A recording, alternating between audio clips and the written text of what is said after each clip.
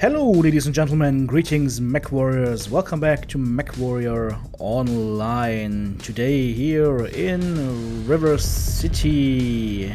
We're running the Stormcrow SCR-B, but that doesn't really matter because it's highly modified with some different omnipods. Give us the fun that is 12 small pulse lasers.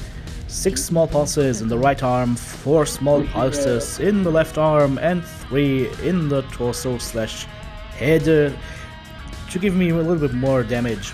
Actually it's 2, but it's weapon group free, so that's fine. So, as you can see, we're just advancing right now to the capture zone, trying to flank on the right hand side. I gather from the team chatter as well as from how these games generally progress that the Echo 6, Echo 5 area should be clear of hostiles. So that's where we'll be going. Because if you look at my weapons right here, I mean there's no modules in them. This Stormcrow is pretty fresh, so we got 170 meters effective range or high damage range, and then about 300-ish effective. I think it's more like 280 or so. So we need to be very, very close in order to be able to dish out our damage, but if we get that close, we can dish out a ton of damage. I believe the alpha strike on this one is at 72 damage, which is very deceptive because you think small pulse lasers, they don't do damage. Well, 1 doesn't, 2 also don't, but if you have 10 of them at once, it hurts. It hurts a lot. This thing will core through the back of a Kodiak or an Atlas with 1 salvo.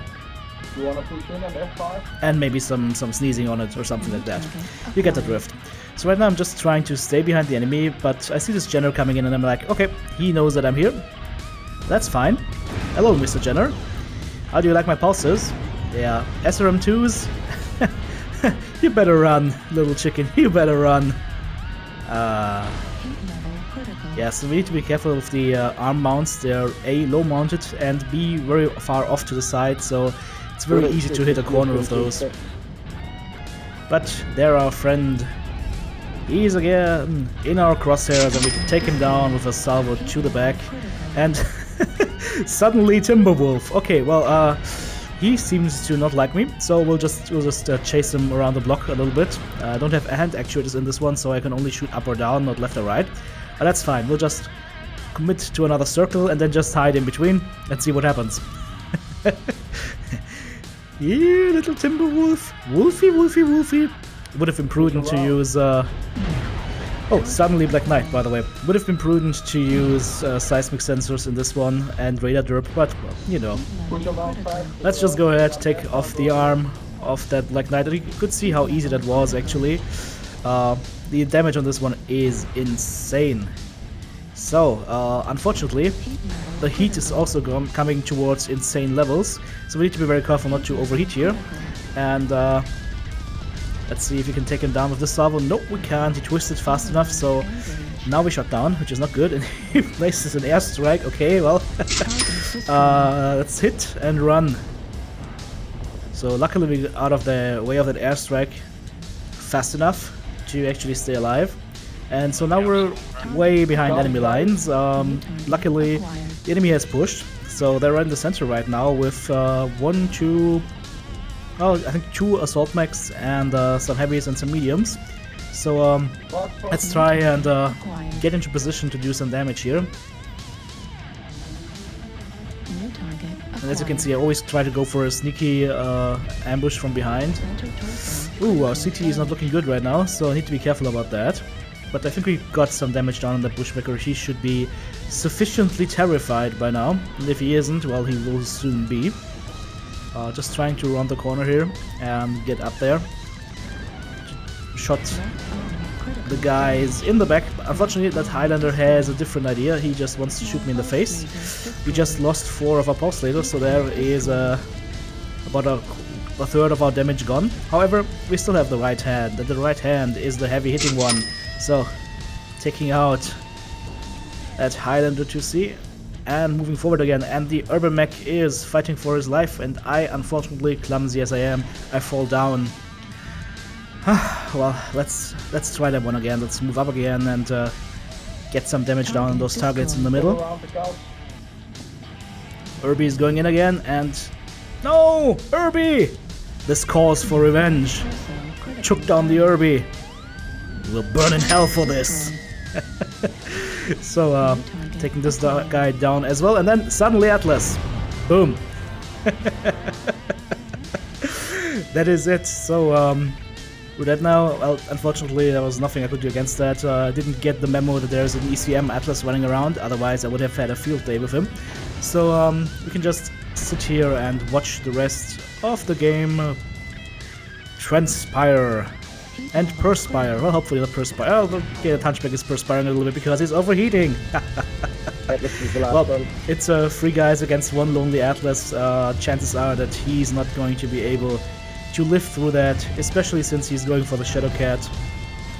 Another target that is recording his back. So, all in all, I'd say that was a pretty solid game, and yes, I love this. I love this Warhorn when it's just cackling maniacally. Pretty good Warhorn. So let's have a look at the stats of the game, see how we did. 4 killing blows, 3 assists, 3 solo kills, 3 kill most damage dealt, 835 damage done, and 7 components taken out.